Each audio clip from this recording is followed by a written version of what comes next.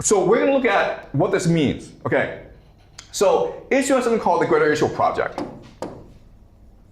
And this is what extremists in Israel believe. They believe that God in the Bible promised the entire Middle East to the Jewish people, okay? Extending from the Nile in Egypt all the way to the Euphrates in Iraq, okay? And it also encompasses Saudi Arabia, Jordan, Lebanon, Syria, and parts of Turkey as well, okay? Now, something really funny about this map is this. Iran, Persia, is not part of the Greater Israel Project.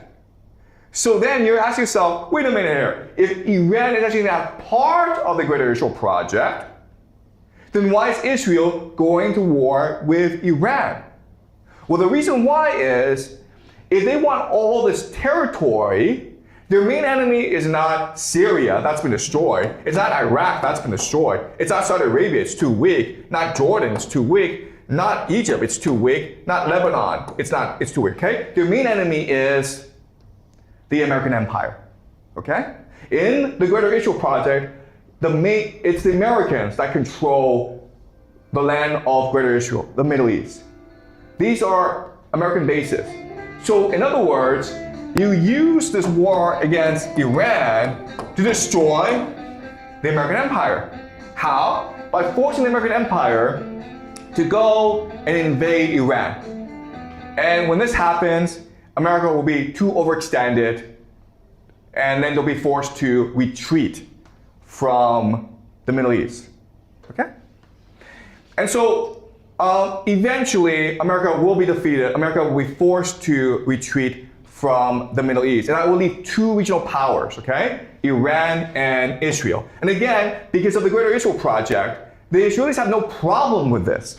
Persia is, again, not part of the Greater Israel Project. The Israelis don't really care if Iran is still standing. They want Iran to be as weakened as possible, okay? But they really don't need to defeat Iran to achieve the biblical prophecy. But they do need to defeat the Americans, all right? The Americans are in the way. All right, okay, so what does the Greater Israel Project mean? Well, it means control of the world's oil, basically, 20% of the world's oil. So these are the gas fields. The yellow are the gas fields of the Middle East, all right? And the blue are the trade routes. So you can see how Israel is at the very center of all this wealth, right? They have the logistics, they have the technology. It makes sense for them to take control of all these resources and then start shipping these resources to Europe as well as to East Asia, China, South Korea, and Japan, okay? So that's what the Pax Judea will look like. It will be a trade network controlling all the resources of the Middle East and then shipping it off to the rest of the world. All right. Then you have data centers, okay? So Israel has the most data centers in the Middle East, and then Saudi Arabia has 36. UAE has 34, okay? So these three places are competing against each other for AI dominance. Why is AI important? Because it allows you to create a surveillance state. Surveillance is what you need for an empire, right? You need to control the population, all right? Now, the problem with Saudi Arabia and UAE is, for them to build their data centers, they need to import foreign expertise.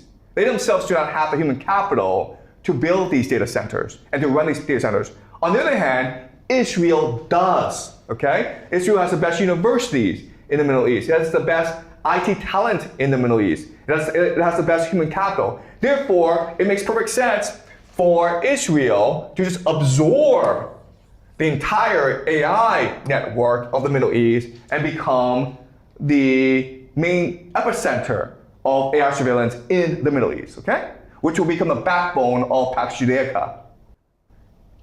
One more. So what does Pax Judea look like? It's really the India Middle East trade corridor, okay? All right, so look at this map where for India to get to Europe, it has to go through Israel, okay? So this is what Pax Judea will look like. Basically the IMAC trade corridor that will unite the South Asian continent with Europe, okay? But not only that, but the idea of this is also to connect to Africa, right? Because no other place is able to access Africa, only Israel is. And not only that, but it's also able to access Ukraine and Russia. So the idea is to take Russian and Ukraine energy and food and then transport it into Africa. That's combining the world.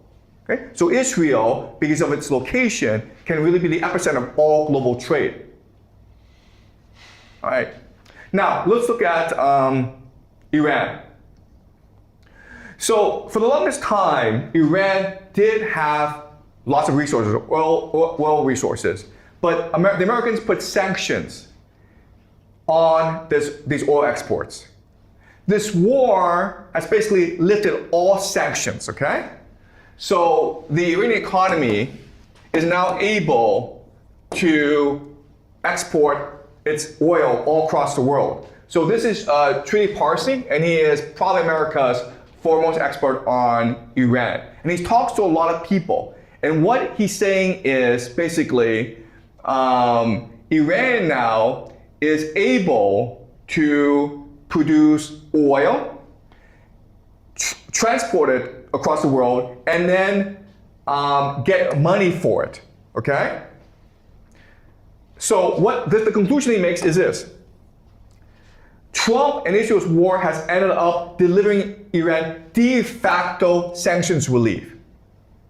Before the war, Iran was cut off from the global economy. Because of this war, Iran now is becoming embedded into the global economy. It's the complete opposite of the intention of this war. And what this means is Iran is now less incentivized to end the war. Okay? The more this war keeps on going, the more Iran benefits economically. All right.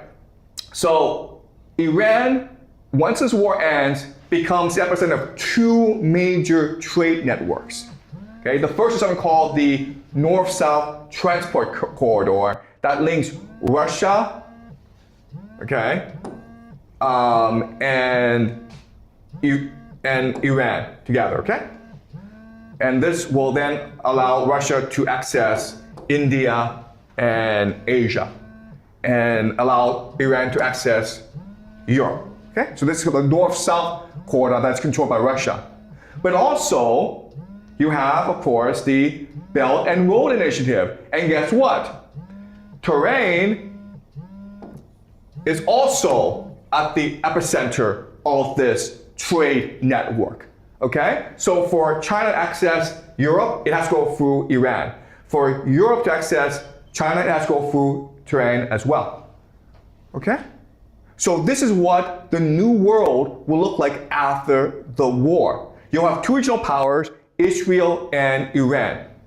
And they will have their own independent trade networks, and they will have their own access to resources. So Israel will control the resources of the Middle East, and Iran will control the Strait of Hormuz, okay? And with the Strait of Hormuz, they can collect a toll, which will feed the economy.